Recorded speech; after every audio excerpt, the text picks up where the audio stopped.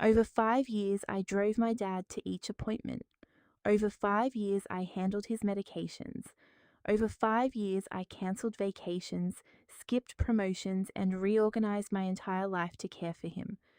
My sibling visited twice, perhaps 3 times.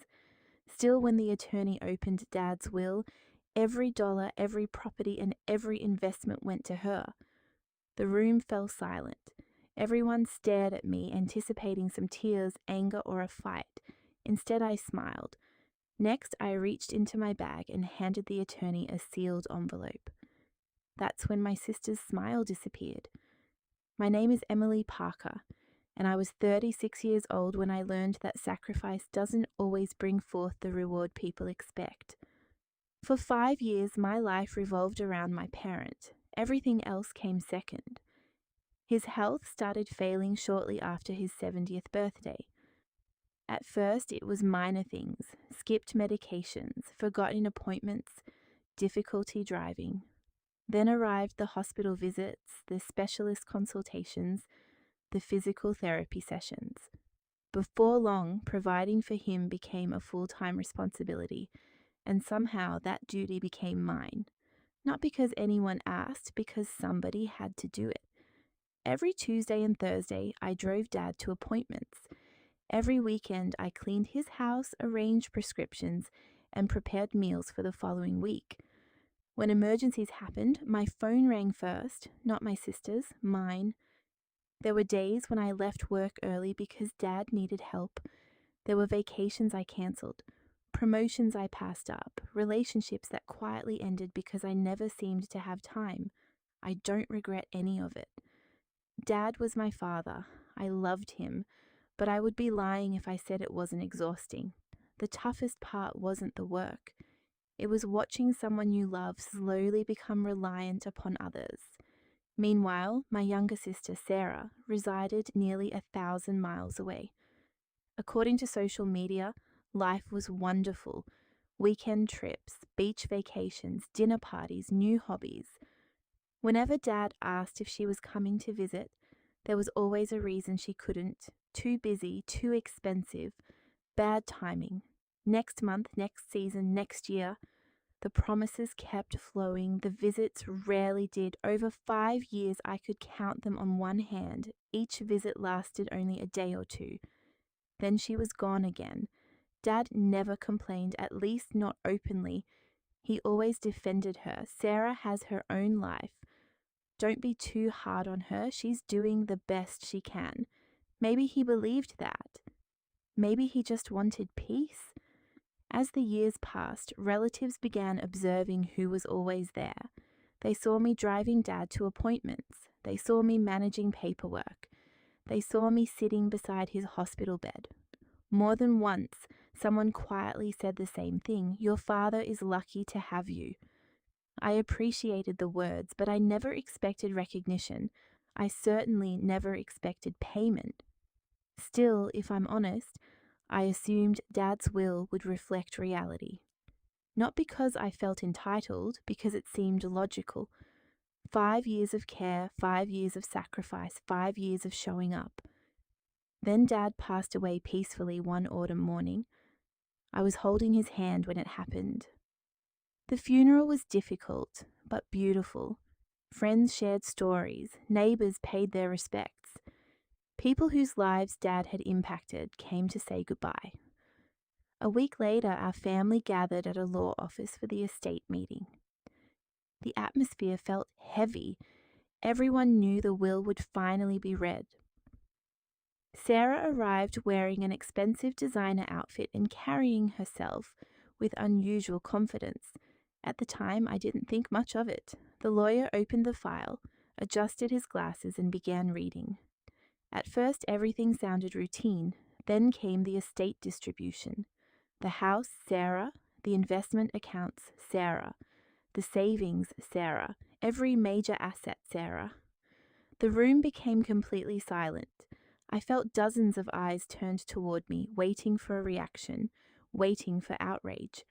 Across the table, Sarah couldn't quite hide her smile. The lawyer finished reading and closed the folder. Nobody spoke. Then I reached into my purse, removed a sealed envelope, and calmly placed it on the table. Before anyone leaves, I said quietly, "Dad asked me to share this." The room fell silent as everyone stared at the envelope. Even the lawyer looked surprised. Sarah's smile faded slightly. "What is that?" she asked. I looked at the attorney. "Dad asked me to hand this to you after the will was read." The lawyer carefully took the envelope. On the front, written in my father's unmistakable handwriting, were the words, "To be opened only after my will is read." The attorney broke the seal, unfolded the letter, then started reading. "If this letter is being read, then my daughters are sitting together, and Emily is probably wondering why I left everything to Sarah." Every eye in the room turned toward me. The lawyer continued, "First, Emily, I need you to know something. This decision was never a reflection of who loved me more." My throat tightened. For 5 years, you sacrificed your time, energy, and opportunities to help me. You never asked for recognition. You never demanded rewards. You simply showed up. Across the table, Sarah shifted uncomfortably. The attorney read on. "Sarah, I love you too, but there are truths that need to be acknowledged." The room became even quieter. A person can love their family and still fail to be present when it matters most. Sarah lowered her eyes. The lawyer turned to the next page. Then his expression changed. This time even he looked surprised. "The estate listed in my will is not the entirety of my assets." A ripple of confusion spread through the room. The attorney adjusted his glasses, then continued, "7 years ago, I established a private trust." My heart skipped. A trust? Nobody had ever mentioned a trust. Not once. The trust contains assets separate from my estate. It includes investment holdings, business interests, and properties that were intentionally excluded from probate.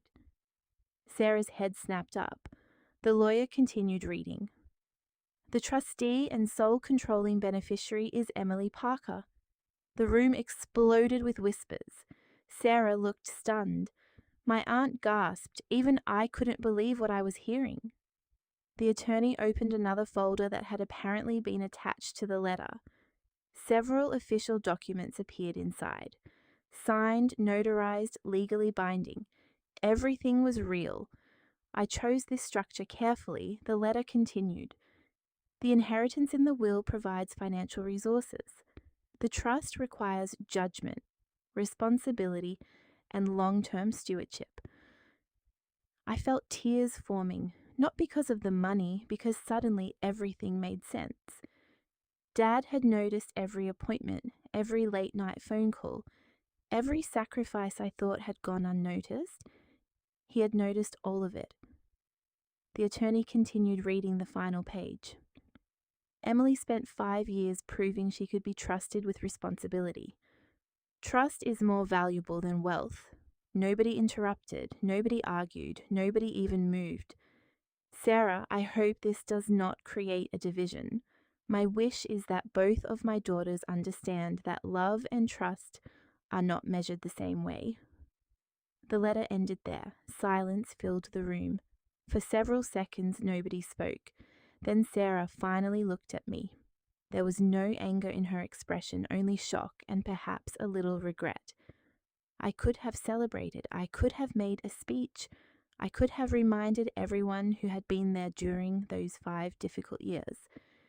Instead, I simply folded the letter, because that wasn't the point. The point wasn't proving anyone wrong. The point was comprehending something my father had spent years trying to teach. Money can be inherited. Trust must be earned. My sister received an inheritance that made her wealthy. The trust my father placed in me made me thankful, and in the end, that mattered far more.